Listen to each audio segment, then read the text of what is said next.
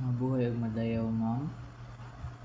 So sa first question, ma'am, for me, ma'am, is that promoting and sustaining the integrity of creation means respecting, protecting, and nurturing the natural world.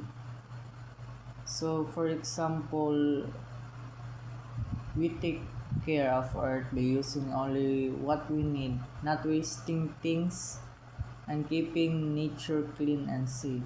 We can help by planting trees, like saving water, recycling, and being kind to animals and to our fellow people. When we care for the world, we show respect and everything that lives in it, including ourselves po. And second po, among all the core values of Holy Cross or HCDC, I choose servant leadership because I believe that true leadership means helping others first.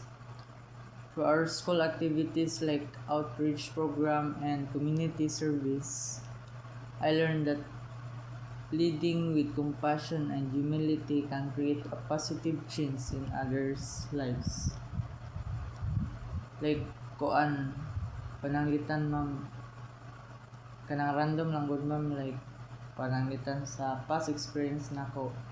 Nagtuo ko nga like kato akong tabang sa iya, wala lang, pero dako day kay kuan sa iya, like small like pananglitan, like more small gesture lang kumbaga para sa imo ha, pero sa iya, para sa iya kay dako na kay kuan jud kanang impact para sa iya ha. Kanang like nagtabang ka nga walay halong like tabang nga wala ka naghulat o kapalit gud, ma'am, like ana. And it is not about being a boss, but being a good example and serving with a kind heart. So like pag like tabang nga wala kay gihulat nga kapalit, like ana, ma'am. So sa ma'am, third question, in the past 8 weeks I will show servant leadership by helping my classmates and joining school activities